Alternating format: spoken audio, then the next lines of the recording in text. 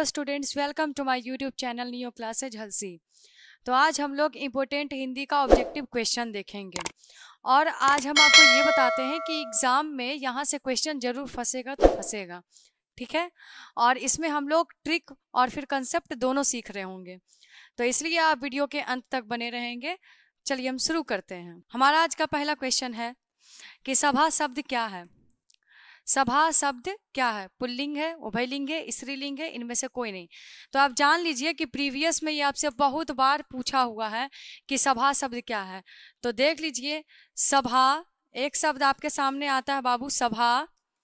एक होता है समिति, सभा समिति, ये दोनों ही शब्द क्या होते हैं? स्त्रीलिंग होते हैं। क्या होते हैं बाबू? स्त्रीलिंग। तो सभा और समिति दोनों ही शब्द क्या है? स्त्रीलिंग। तो सभा शब्द क्या है? स्त्रीलिंग। राइट आंसर हो जाएगा ऑप्शन नंबर सी। और एक बात यहाँ पे जान लीजिए कि लिंग जो होता है वो कितना प्रकार का होता है? 2 प्रकार का होता है, ठीक है। आगे बढ़ते हैं। अगला क्वेश्चन है बाबू कि अनल शब्द का पर्यायवाची है। अनल का पर्यायवाची क्या है? तो आग का क्या होता है? अग्नि, पावक, दहन, अनल, ज्वाला, ठीक है। हवा का भी आप जानते हैं, वायु, समीर, अनिल।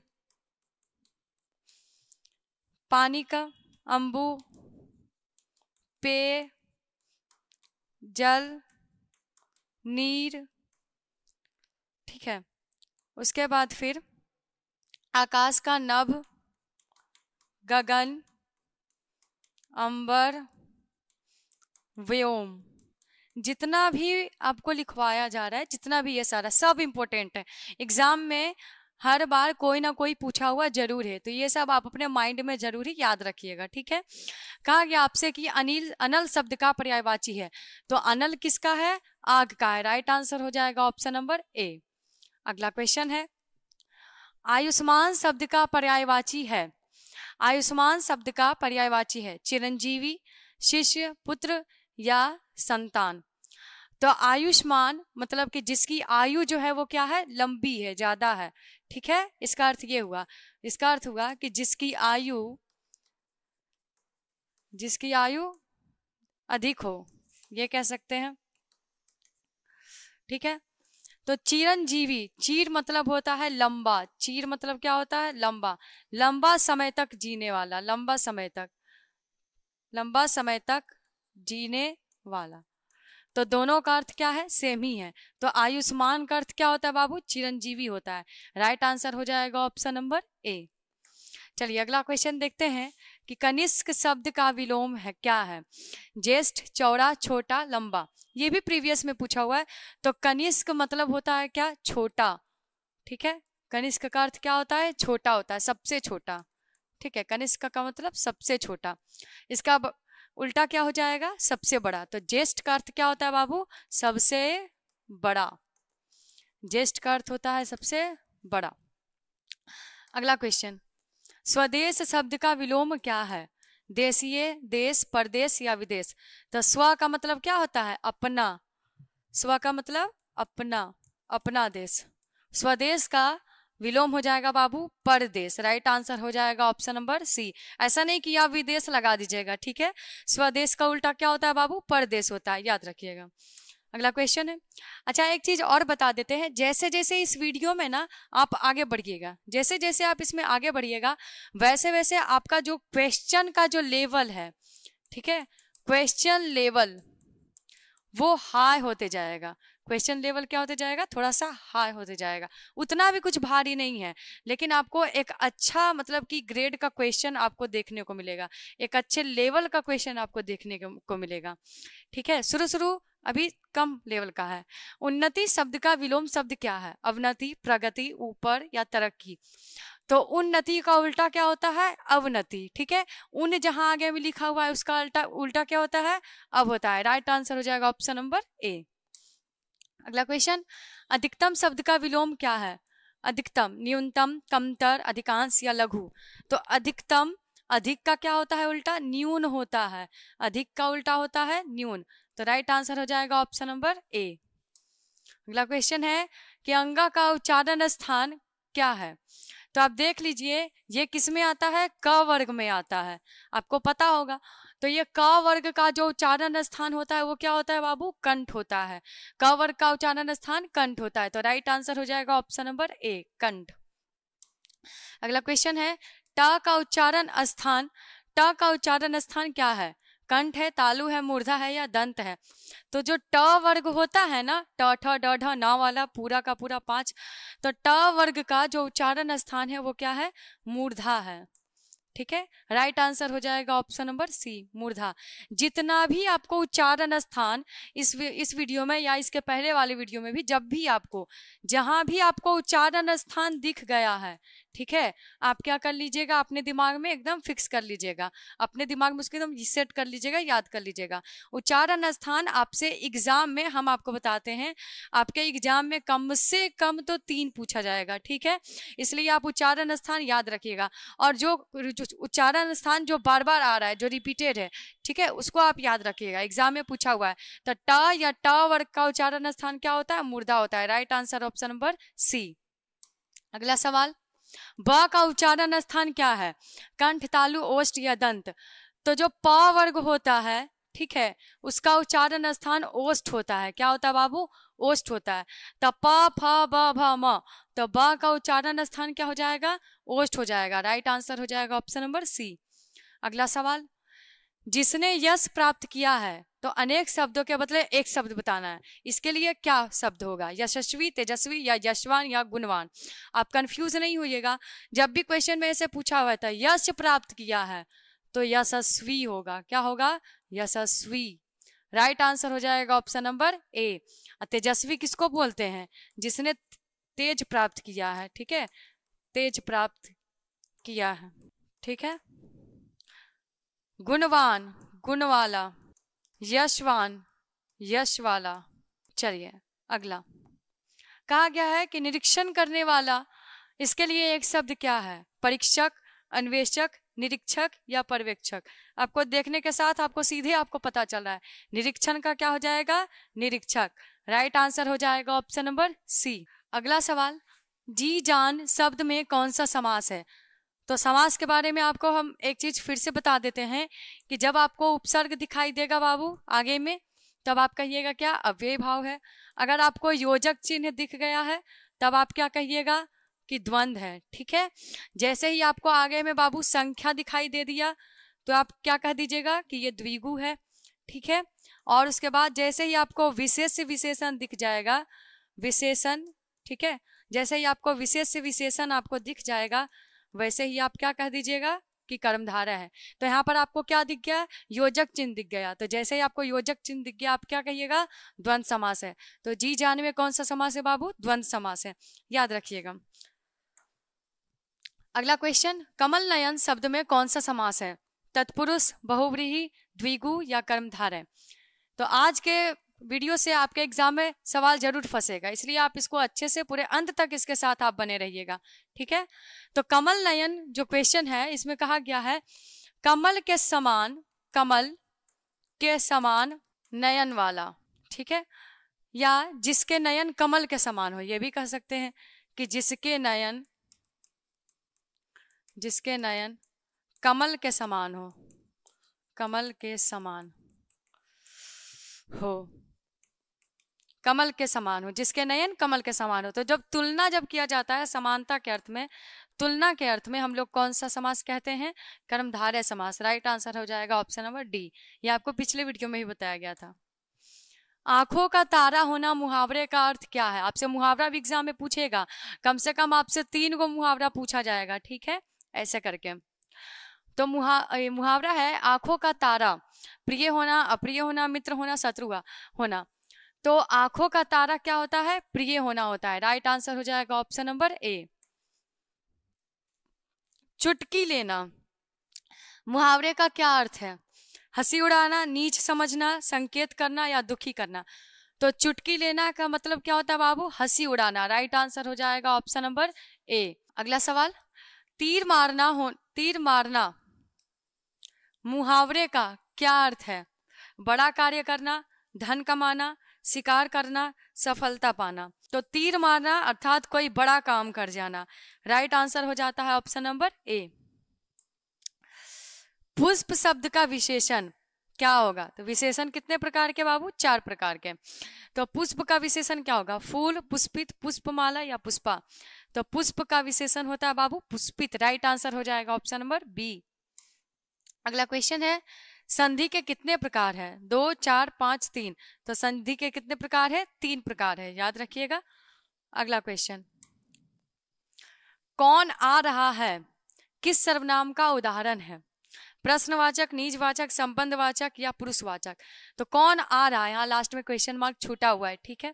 कौन आ रहा है, प्रश्न किया जा रहा है, तो जिससे प्रश्न किया जाता है ना वो क्या होता है? प्रश्नवाचक सर्वनाम होता है। राइट आंसर हो जाएगा ऑप्शन नंबर ए। कुछ खा लो किस सर्वनाम का उदाहरण है? सही बात है, आप वीडियो देखते देखते कुछ खाइए भी। कहा गया है कि कुछ खा लो किस सर्वनाम का उदाहरण है? निश्चयवाचक, अनिश्चयवाचक, संबंधवाचक या पुरुषवाचक। तो कुछ खा लो, पता नहीं कि क्या खाओ मगर कुछ खाओ, निश्चित नहीं है, पता नहीं है उसके बारे में। तो जब किसी के बारे में हम लोग अनिश्चित होते हैं तब वो कौन सा सर्वनाम होता है बाबू? अनिश्चयवाचक। राइट आंसर हो जाएगा ऑप्शन नंबर बी। यह पुराना माल है, इस वाक्य में पुराना शब्द क्या है? ठीक है, अगला क्वेश्चन है, यह पुराना माल है, तो पुराना शब्द क्या है? तो माल कैसा है? पुराना है। इसकी विशेषता है कि ये क्या है? पुराना है। तो ये इसकी क्या है? विशेषता है। तो आप बता दीजिए, यहाँ देख लीजिए, संज्ञा है, सर्वनाम है, विशेषण है कि क्रिया है? तो अगर विशेषता बताई जा रही है तो वो क्या कहलाएगा? विशेषण। राइट आंसर हो जाएगा ऑप्शन नंबर सी। लगे हाथ हम एक चीज और यहाँ पे कर लेते हैं, ठीक है। संज्ञा कितने प्रकार के होते हैं? 5 प्रकार के। ऑप्शन है एग्जाम में भेद भी पूछता है, भेद या प्रकार किसी भी चीज का, तो एक बार देख लेते हैं लगे हाथ। संज्ञा कितने प्रकार के होते हैं? 5 प्रकार के।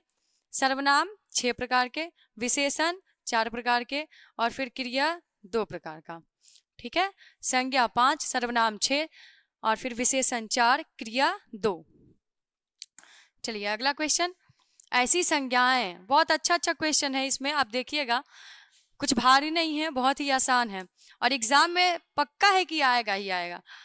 ऐसी संज्ञाएं जिनके खंड सार्थक होते हैं उन्हें क्या कहते हैं?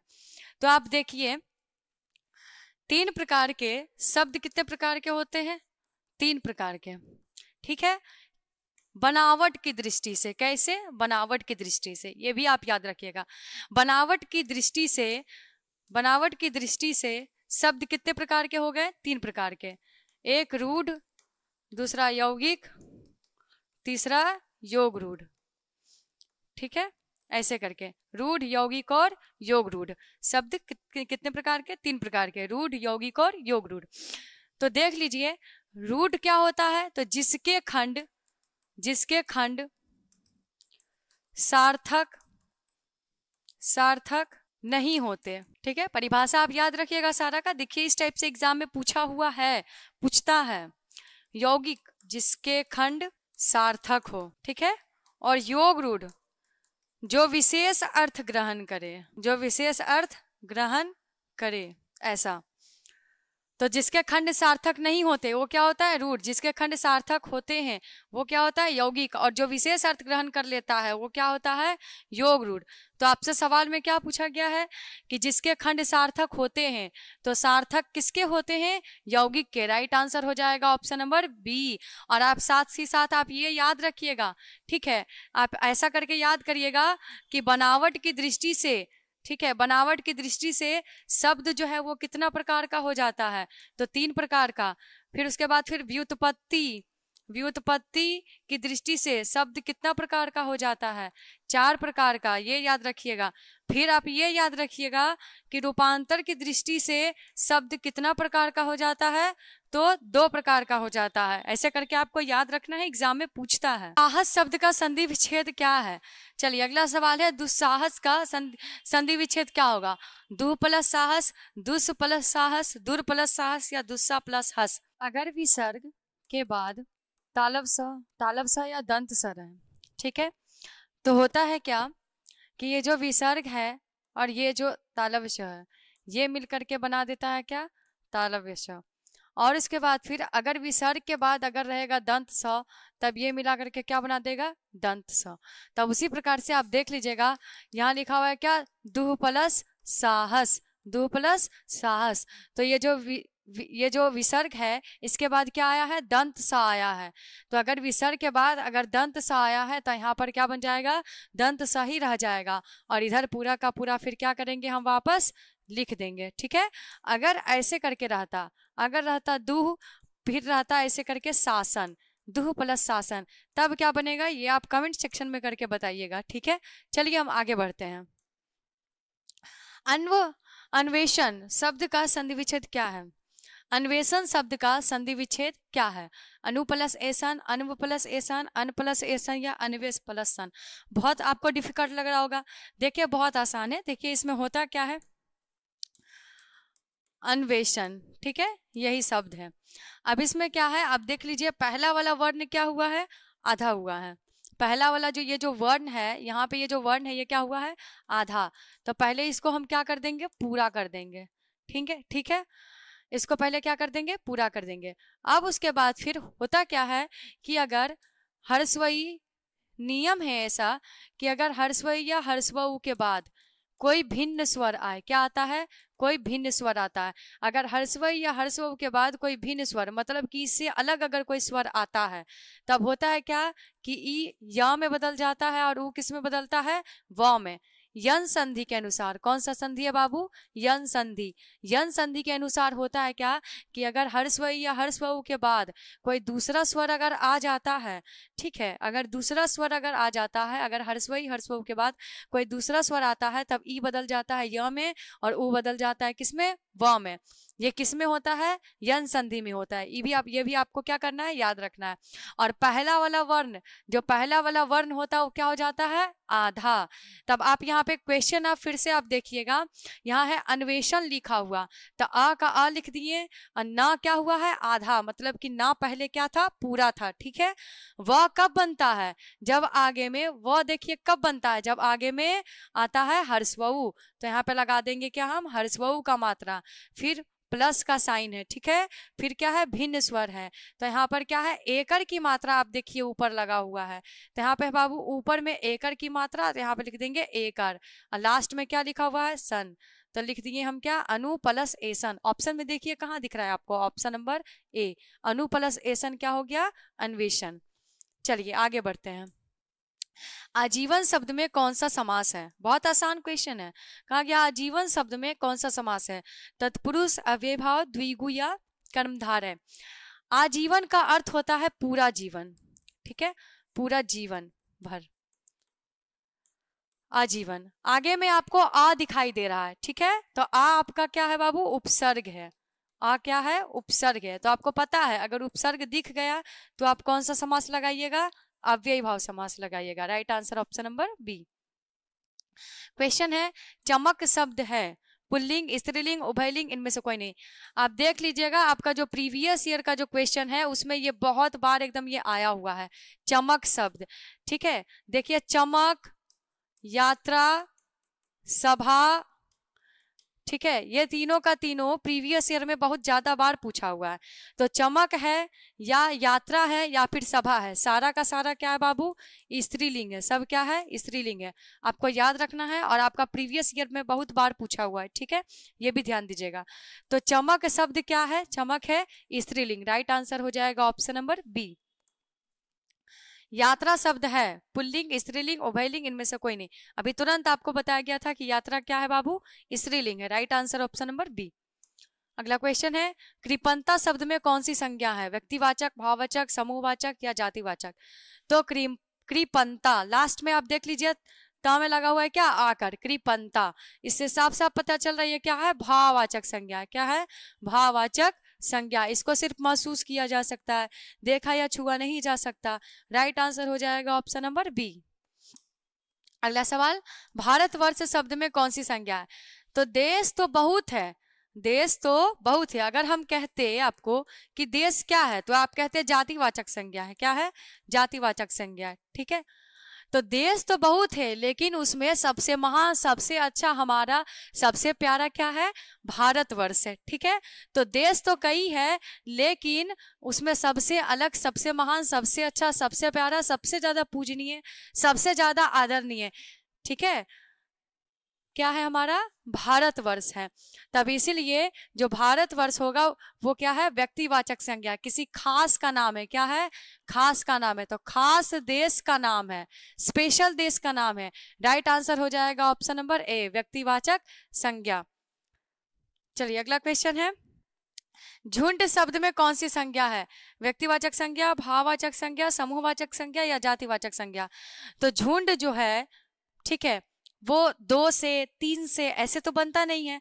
तो जहां पर 4 से 5 से 4 से अधिक, 5 से अधिक वस्तु रहे या व्यक्ति रहे, ठीक है, तो वो कौन सा होता है? समूहवाचक संज्ञा होता है। कौन सा संज्ञा होता है बाबू? समूहवाचक संज्ञा। तो झुंड जो है वो क्या है? अधिक लोगों का क्या है? समूह है। ठीक है, तभी हो जाएगा समूहवाचक संज्ञा। राइट आंसर हो जाएगा ऑप्शन नंबर सी। 20 किलो चावल कौन सा विशेषण है? संख्यावाचक, परिणामबोधक, गुणवाचक या सार्वनामिक? 20 किलो चावल, तो आपको पहले भी बताया गया, ये देखिए क्या है? चावल। आप इसको गिन सकते हैं क्या? अलग अलग करके गिन सकते हैं? नहीं। तो चावल जो है ये आपका है अगणनीय। तो जब ये अगणनीय है, जिसको हम गिन नहीं सकते, तो ये इसका क्या बताएगा? परिमाण। तो 20 किलो चावल क्या है? परिमाण है। क्या है? परिमाण है। परिमाण बताया गया है, 20 किलो परिमाण है। तब इसलिए राइट आंसर हो जाएगा ऑप्शन नंबर बी, परिमाणवाचक।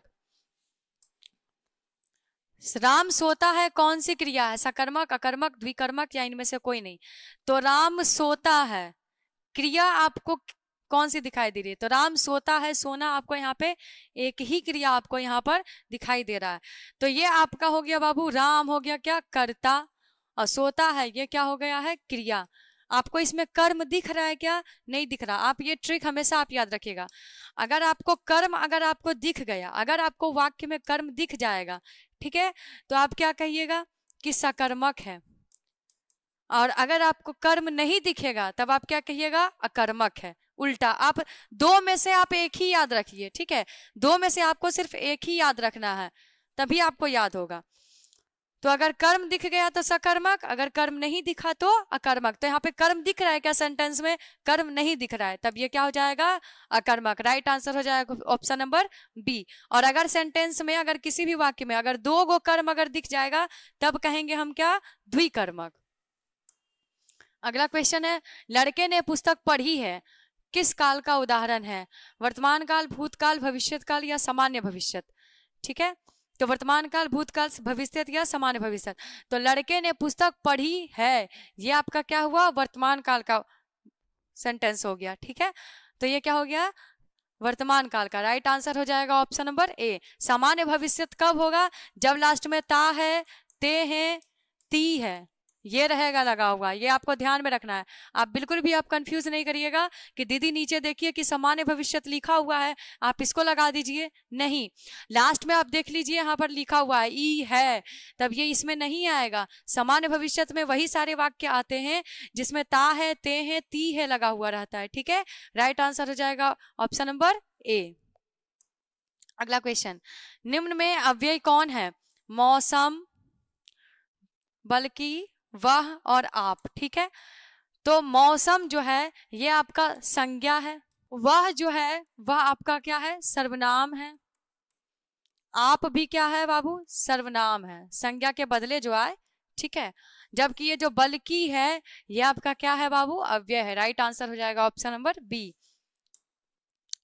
क्वेश्चन है कि 2 पदों का योग किस में होता है? वर्ण में, समास में, संधि में या अव्यय में? बिल्कुल भी आपको कंफ्यूज नहीं होना है।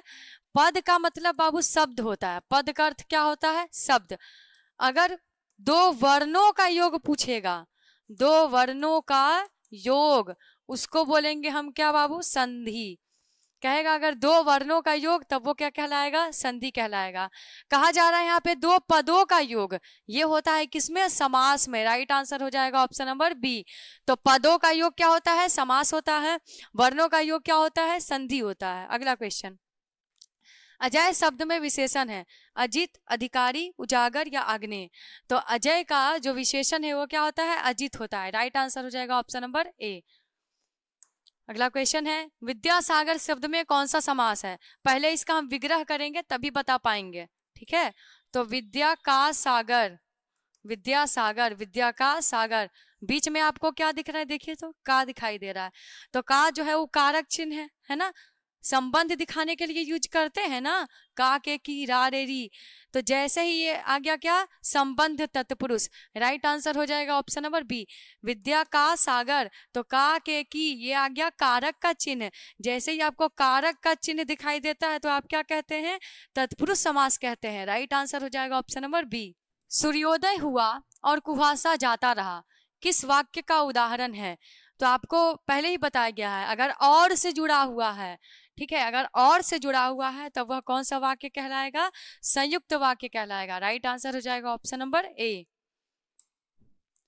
जो नया आया हुआ हो के लिए एक शब्द है, जो नया आया हुआ हो। तो जो आया हुआ है ना, आगंतुक जो आया हुआ हो, देख लीजिए, आगंतुक जो आया हुआ हो ऐसा।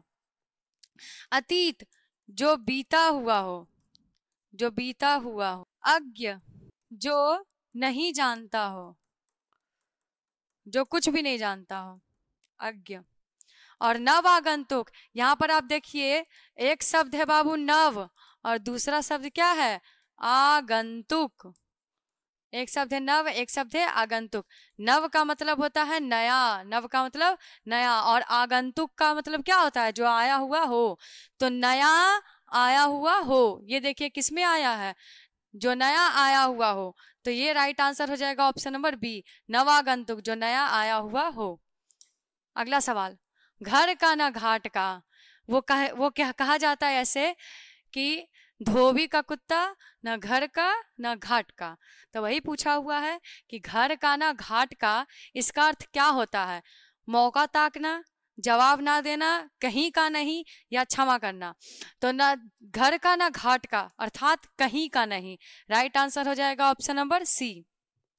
अगला क्वेश्चन, हलवाई शब्द का स्त्रीलिंग क्या है? हलविन, हलवाइन, हलवानी या हलवाइन। तो आपसे एग्जाम में पूछा जा सकता है। तो हलवाई का स्त्रीलिंग क्या होता है बाबू? हलवाइन होता है। राइट आंसर हो जाएगा ऑप्शन नंबर डी।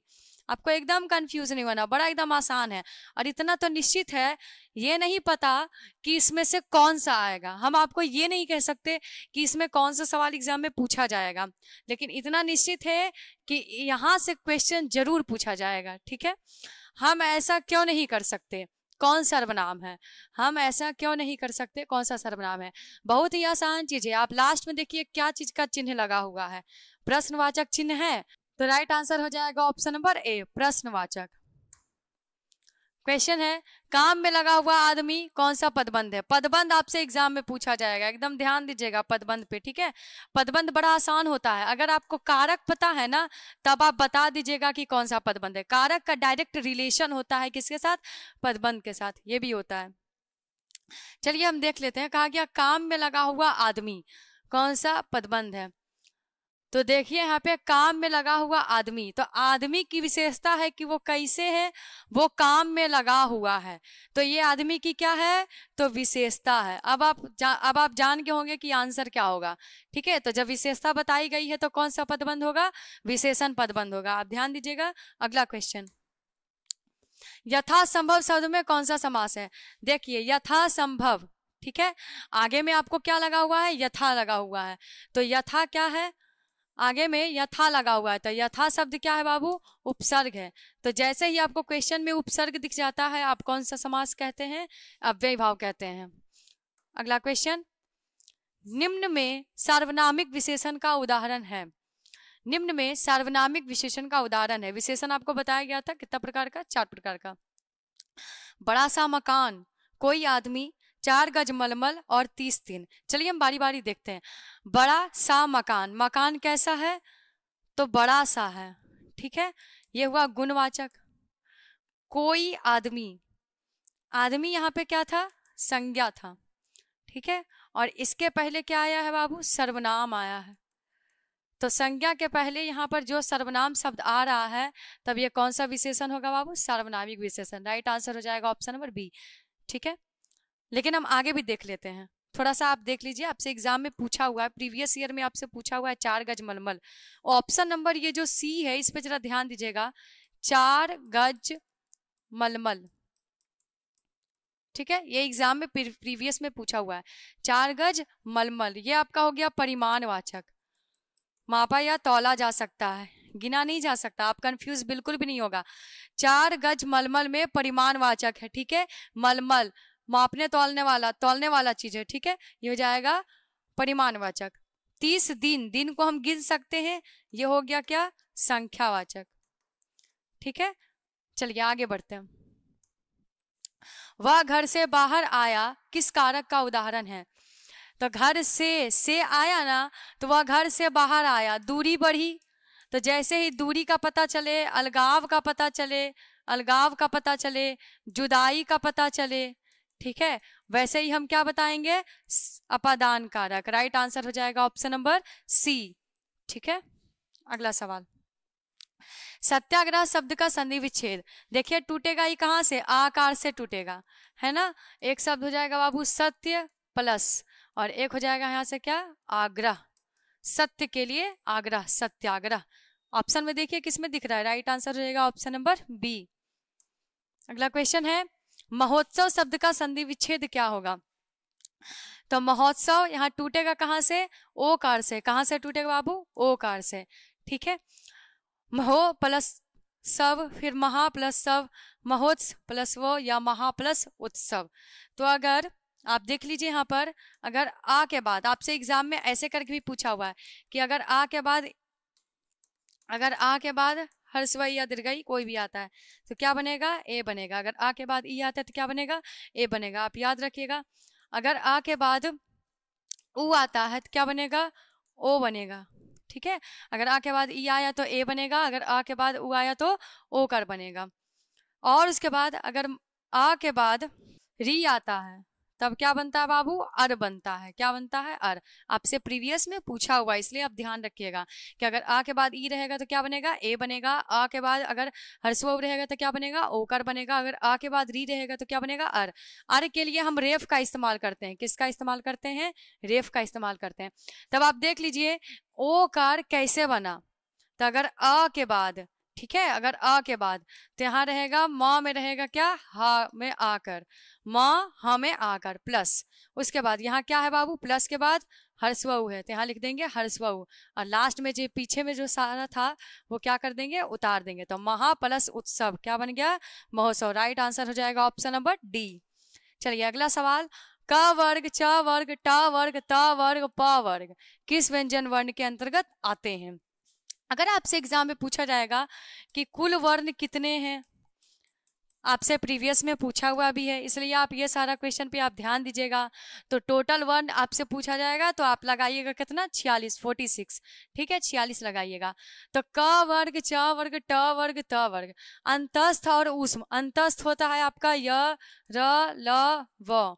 ऊष्म होता है तालब स, मुदन स, दंत स और ह। ठीक है, जबकि स्पर्श आपका अंतस्थ कितना हुआ? 4। ऊष्म कितना हुआ? 4। ये भी प्रीवियस में पूछा हुआ है, ध्यान दीजिएगा। स्पर्श वर्ण कितने होता है बाबू? 25। राइट आंसर हो जाएगा ऑप्शन नंबर सी। क वर्ग, च वर्ग, ट वर्ग, त वर्ग, प वर्ग सब क्या है? स्पर्श वर्ण है। राइट आंसर हो जाएगा ऑप्शन नंबर सी। तो इस तरीके से आज हम लोगों ने कुछ इंपॉर्टेंट ऑब्जेक्टिव देखा। कैसे देखा बाबू? तो कंसेप्ट के साथ देखा, ट्रिक के साथ देखा, और यहाँ से एग्जाम में क्वेश्चन पक्का छपेगा। क्या होगा? क्वेश्चन छपेगा ही छपेगा। हमको ये नहीं पता कि कौन सा क्वेश्चन आने वाला है, लेकिन यहाँ से क्वेश्चन आएगा, जरूर आएगा, ये निश्चित बात है। तो इसीलिए अगर आपको वीडियो अच्छी लगी होगी तो इसे लाइक, शेयर, और हमारे चैनल पे अगर नए हैं तो इसे सब्सक्राइब करना ना भूलें। Thank you.